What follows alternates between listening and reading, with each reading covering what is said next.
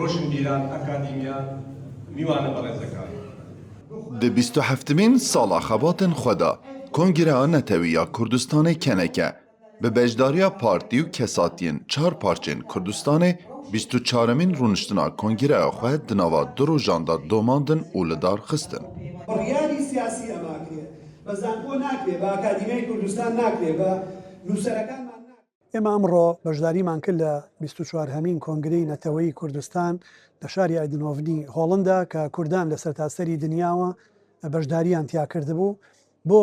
گەنگەشەکردن و هەڵسەنگاندن و لێکۆڵینەوە و توێژینەوە و یەخستنی ئیرادە و بیر و باوەڕ و ئامانج و کردارەکان بۆ استراتیژێکی هاوبەشی نەتەوەیی و نیشتیمانی دەستپێشخەریە بۆ کۆنگرەیەکی سەرتاسەری نەتەوەیی کوردستان لەسەر ئاستی هەموو دنیا کە تایە باوەڕ و بیر و ئامانج و استراتیژ و ئیرادە و کاری هاوبەش ڕێک بخرێ و تاری هاوبەش دروست بکرێ. Yek ji mijarên serekek û cihê gengeşekirin û danûstandinê bû di nava vê kongreyê de pirsa zimanê Kurdî bû ku amaje bi wêkî hat kirin. Di niha da zimanê Kurdî di metirsiyê de ye. لەسەر ئەو ئەساسە رەخساوە کە هەمومان بینیوان لە کۆتایی ساڵی ڕابردوویان دەستپێکی ئەم بابەتێکی گرنگ بوو کە نیقاش لەسەرکرا مەسئلەی زمانی کوردی بوو بەڕاستی ئێمە دەبینین جیا لە باشووری کوردستان کە وەکو هەرێمێکی فدرالی فەرمیە لەوەی پەروەردە بە فەرمی بە زمانی کوردی هەیە هەرسێ بەشەکانی کوردستان زمانی کوردی لەبەر مەترسیدایە تەنانەت حتا لە دیاسپۆرە لە وڵاتانی دەرەوە دیسان زمانی کوردی لە بن مەترسی لە ناوچووندایە لەبەر هەندێ ئێمە وەکو کۆمسیۆنی زمان و چاند و پەروەردە کاری بەرفراوان دەکرێت لەسەر ئەو ئەساسە بەڵام ئەوە بەخۆی بە تەنیا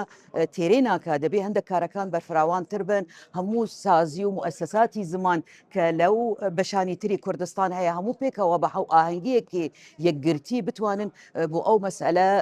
کار و خەبات بکەن و دیارە لە ئایندەیەکی نزیکدا لەو بابەتانە کە ئێمە تەرکیزی لەسەرەکەین مەسئلەی پاراستنی زمانی کوردیە بە هەموو زاراوەکان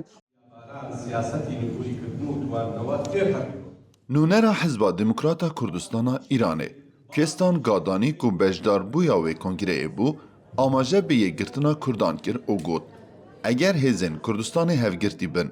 wê dewletên weke Emerîka jî piştgiriyê bidin Kurdan.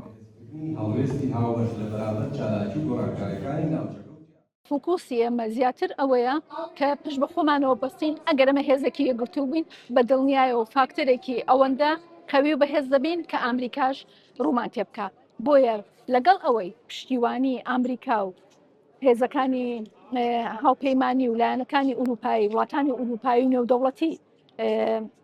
لەجێی خۆیدایە و پێویستە پشتگیری وان بۆ نەتەوەی کورد بەڵام هاوکات لە ڕوانگەی ئەمەوەی کە مەرحەلە یەکریزی و یەکگرتووی خۆمانە.